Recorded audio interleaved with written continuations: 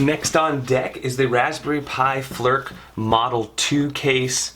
This is a fairly recent release within the last month or two. Cool little box. Comes with a little shroud here. Pull it out. And it's really, really beautiful case just right off the bat. You know, you get multi-colors. You have the aluminum, kind of a dark gray, not quite gunmetal, more of a like a medium gray, if you will. And you got this black top, which is some sort of plastic. And you could pull it off too, actually. It looks like it's removable. So there it is, hollow there. So they're saving a lot of money in that they're not giving you a full aluminum chip. That is kind of a...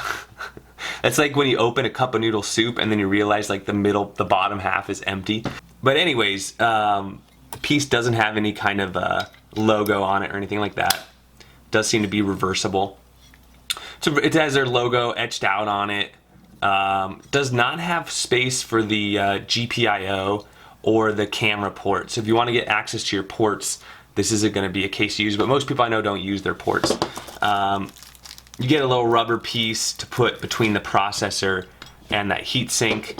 And another thing to note is this doesn't have a heatsink for the modem, and it doesn't have a heatsink for the RAM. The other thing I noticed about this is it's got a plastic bottom, where some of the other aluminum cases out there have an aluminum bottom.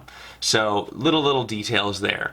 But then again, this is perforated, so you get a little more airflow. Would you rather have airflow, or would you rather have an aluminum bottom? I think I'd rather have an aluminum bottom because you'll notice that these legs aren't high at all. So even though there's ventilation on the bottom, it's completely pointless because you're clogging it up right now unless you have it on a hollowed out desk. But even with these holes there, they do absolutely nothing because they're against your desk. So you'd want to put some risers on here or something, which does not come with the case. So I think that is kind of a little design flaw.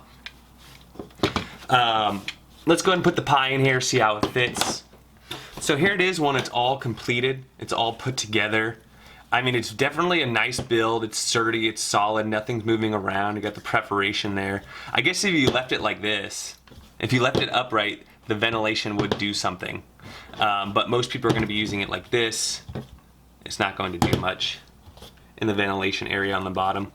The other thing I'm a little concerned about is the micro SD slot is a little weird to get into. Let's see how this is. They've made it pretty wide. Okay, not bad. Not super easy. I'd say a 2 out of 5 as far as being difficult. It's definitely not as easy as the BIQU or the, but it's way easier than the Wicked Aluminum, that's for sure. Okay, so slot is nice. All the ports, again, they're flushed. You're not going to have any issues with like plugging things in. Sometimes these are recessed and it's really hard to plug things into.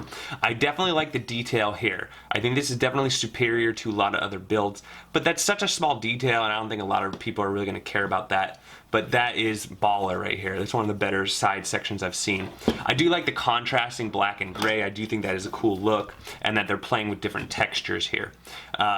Other than that, I mean, it's a good case. I'm glad they got the price down on it. It looks just like a computer. It is a computer, but there's some better cases out there. But I think this is definitely a good contending option. I don't think you can go wrong here. But it's not the cheapest in the aluminum case market. Hope you enjoyed the video. Don't forget to like the video if it's helpful to you. Subscribe to the channel if you haven't already, and we'll see you guys on the next one.